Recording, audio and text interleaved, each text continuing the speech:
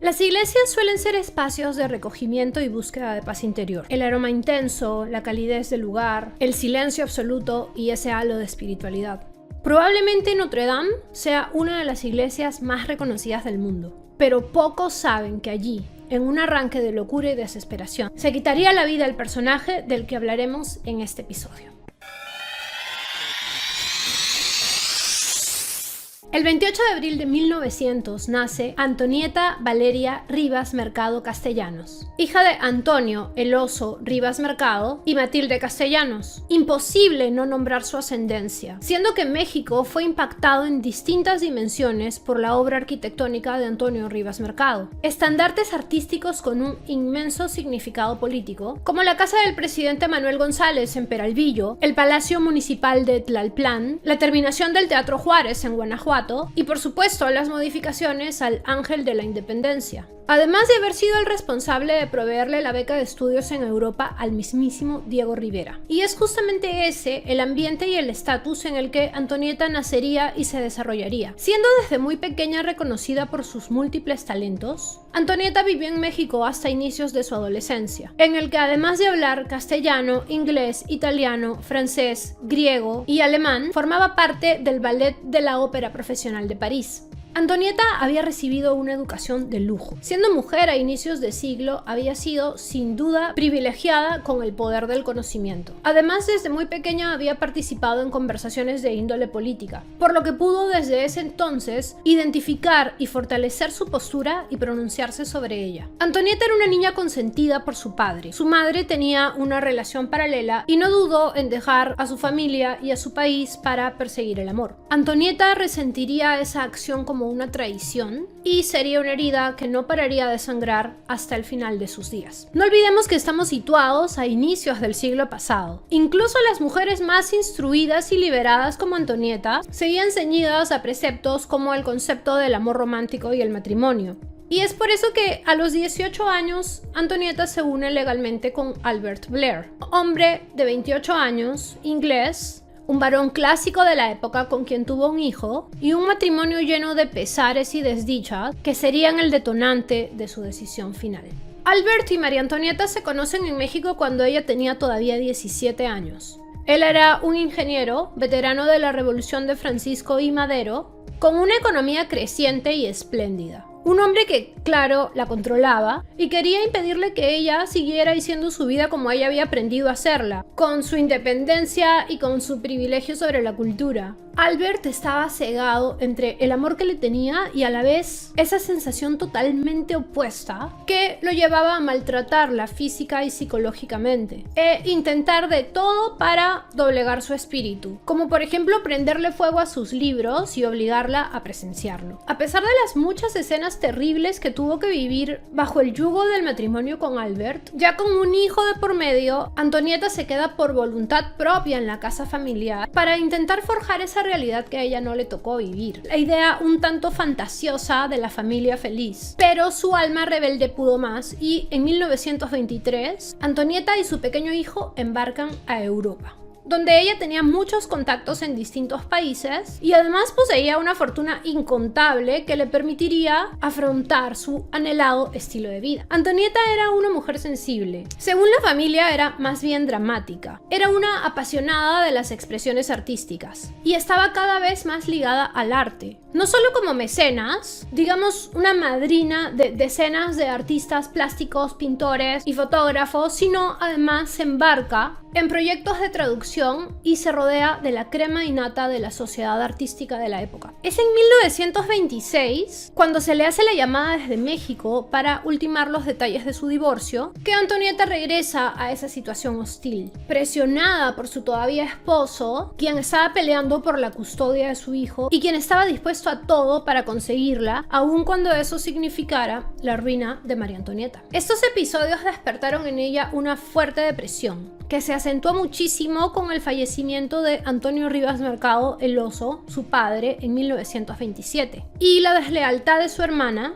con quien tuvo que pelear para ese entonces la ya mermada herencia paterna. Este sería un año clave en la vida de Antonieta. No solo reforzaría su camino como mecenas, como auspiciadora de pintores, muralistas, distintos artistas, inversora y aval de sus proyectos, sino que además conocería a otra persona, un nuevo interés romántico que impactaría en el desarrollo de la personalidad de Antonieta y que de una u otra forma también la llevaría a su pronta y trágica partida.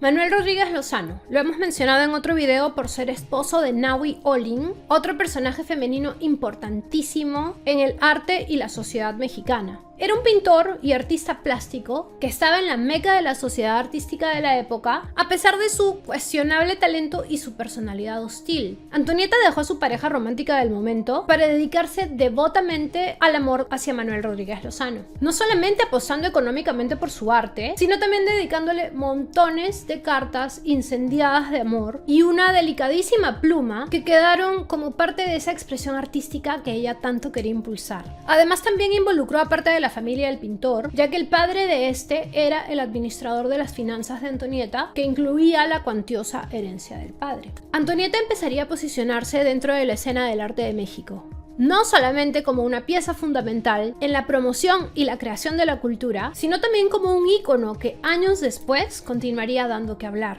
Siento que después de su partida se publicaron las compilaciones de cartas que le enviara a Manuel Rodríguez Lozano, quien tenía sentimientos distintos, ajenos a los que ella tenía por él. No le correspondía. Y ella, que siempre estaba un poco más allá de las pasiones, se tomaba este rechazo como un desprecio personal. ¿Es usted injusto? ¿Es usted cruel? ¿Vale tan poco mi cariño? ¿Valgo poco yo, Manuel? ¿No puede usted salvarme de la amargura? ¿Quiere usted que yo también llegue a no atreverme a dar fuerza a que me hayan negado? Llevaba una flor en el alma. Dígame, ¿qué quiere usted hacer de mí? ¿Valía la pena rescatarme cuando iba a la deriva si había de ser para esto? Si usted me deja seguir el camino sola, me iré a resañar en el silencio. Tiene usted mi vida entre sus manos. No me aguzane el corazón. Si en usted he puesto mi fe y mi amor, si soy toda quietud y paz y paciencia y ternura, ¿qué quiere usted hacer de mí? Sin embargo, durante el vehemente idilio con Manuel Rodríguez Lozano, Antonieta pasaría además por una etapa de fulgor dadivoso y se encargaría de patrocinar y crear el hasta hoy legendario Teatro Ulises. Por supuesto, también se reconoce su importantísimo aporte en la editorial Ulises. Es este mecenazgo y las inmensas cantidades de fortuna que invertía en estos proyectos lo que le hacían también rodearse de figuras políticas y también, por supuesto, tener influencia sobre ellos. Y es así como logra el patronato que permitió la creación de la primera Orquesta Sinfónica de México. Antonieta fue además la primera traductora de Federico García Lorca, su amigo personal, al idioma inglés, y participó activamente en la difusión de la revista Contemporáneos, la misma que después le daría el nombre al movimiento literario de la época, que incluye a grandes nombres como Javier Villurrutia, por supuesto Manuel Rodríguez Lozano, entre otros. No solamente a través de las cartas, Antonieta dejaría una huella en el arte y la literatura mexicana, sino también con la primera puesta en escena de la obra Los de Abajo, de Mariano Azuela, que presentara junto a su grupo de alumnos de la Escuela Nacional de Teatro y Danza de la Universidad Nacional de México. Antonieta además se sentía atravesada por las causas sociales. Es por eso que en 1929 su vida daría un giro absoluto, cuando conoce a José Vasconcelos, escritor y uno de los principales opositores del gobierno callista, cambiando por completo su foco de admiración romántica, atención o fijación hacia este nuevo personaje. Vasconcelos no fue ajeno, por supuesto, a la devoción de Antonieta hacia él, y se dejó querer, a pesar de ser un hombre casado, pues él tenía un objetivo que era su postulación presidencial. Y a puertas de la campaña, Antonieta era una pieza fundamental, ya que no solamente le ofrecía apasionadamente su cuerpo, su alma y su intelecto, sino también, claro está, el poder económico. Así pasó de auspiciar a artistas a auspiciar la campaña vasconcelista, que en cambio le ofrecía migajas de amor y la promesa de promover el voto femenino en un México en el que las mujeres eran ciudadanas de segunda clase. Así lo presenta María Antonieta en su ensayo La mujer mexicana, donde también explica la importancia y responsabilidad de este derecho. Y también escribe las crónicas de la campaña política de Vasconcelos, que este publicaría tiempo después en París en la revista La Antorcha, donde se reconoce su exquisita pluma y su absoluta afinidad con el político y con su discurso. Sin embargo, el exceso de trabajo al que se había sometido Antonieta la llevó a un colapso nervioso, que la obligó a replegarse en Nueva York, donde continuó brevemente con sus proyectos culturales, y donde se encontraba justamente cuando le llegó la noticia del voceado fraude, que significaba que Vasconcelos había perdido las elecciones, y con eso no solamente una gran parte de la fortuna de Antonieta, sino también, y peor aún, su residencia en México, al verse acorralados por el nuevo gobierno y ser prácticamente obligados a exiliarse en París. Antonieta no solo estaba relacionada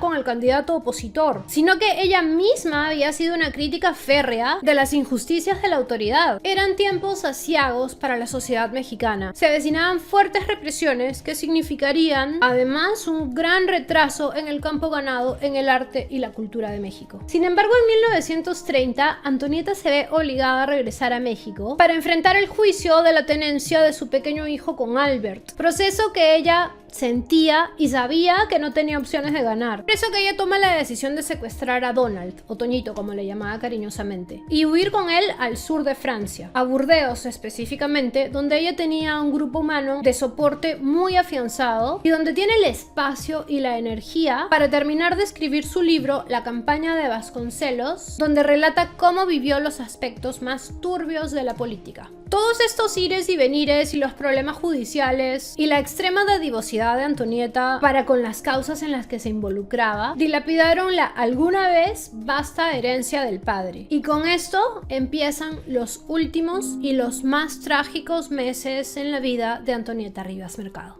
Su relación con Vasconcelos, aunque era un secreto a voces, eran amantes, tampoco llegaba a ningún puerto. Él le había comunicado su firme decisión de no divorciarse y había empezado a marcar distancia de Antonieta aun cuando convivían juntos en París. Sumada a eso, la noticia de que Albert iba a hacer efectiva la tenencia legal de su hijo y estaba a punto de finalizar los trámites para regresarlo a México. Cuando ya Antonieta no tenía más fondos económicos con los que luchar, ni tan siquiera podía volver a su país, puesto que era una persona no grata para el gobierno, y llegando a extremos de tener que pedir dinero prestado para poder comprarle un juguete a Toñito por Navidad. La desesperación, la inquietud de su futuro o la nula visibilidad de este, ya que sin Vasconcelos, sin un país al que llegar, sin dinero de por medio y sin su hijo Donald, ella había perdido totalmente las esperanzas. A pesar de que su círculo cercano, como por ejemplo Arturo Pani, cónsul de México en aquella época, y quien era su gran amigo, quien después compartiría esta información en sus memorias, le esclarece la situación, desmintiendo las ideas terribles que Antonieta había creído como reales. Incluso el mismo Vasconcelos. Ambos cuentan en sus diarios, que se publicaron años después, que la noche previa a su partida habían tenido una fuerte discusión provocada por los celos, ya que ambos se habían confesado que habían mantenido relaciones sexoafectivas con otras personas. Vasconcelos le ofrece pagarle el pasaje para que ella regrese a México a poder ordenar estos trámites, mientras el niño se queda en Burdeos con sus protectores.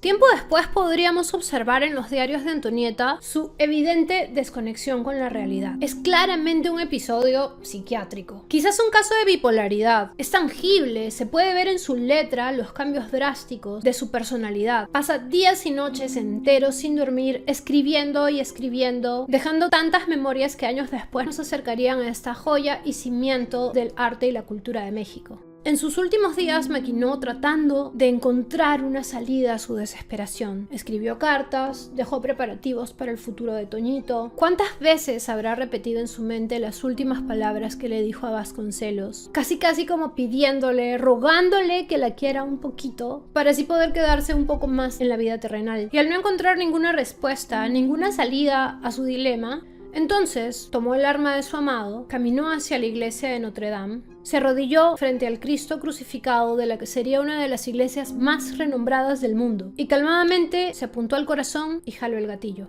llevándose de propia mano una vida fugaz, fructífera y extraordinaria. Como compensación de la mancha moral del suicidio en un lugar consagrado, el gobierno mexicano le regaló a la Catedral de París una imagen de la Virgen de Guadalupe. Una de las figuras más importantes de la estructura artística de México murió sin pena ni gloria, enterrada en un cementerio de París durante 5 años y luego trasladada y olvidada en una fosa común, donde nadie jamás reclamó su cuerpo.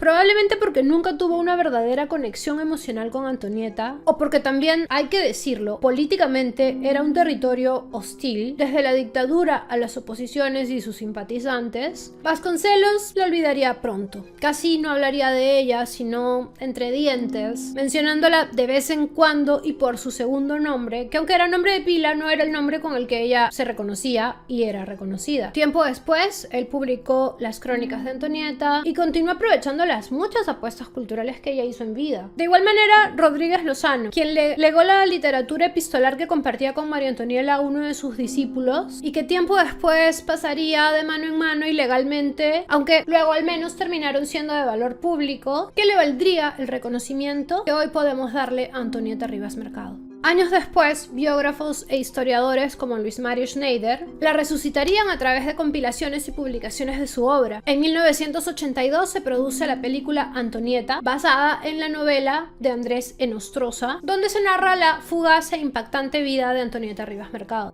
Por supuesto, importantísimo mencionar a Taide Acosta, quizás su biógrafa más reconocida, y quien es una de las principales activistas en el resurgimiento de Antonieta Rivas Mercado.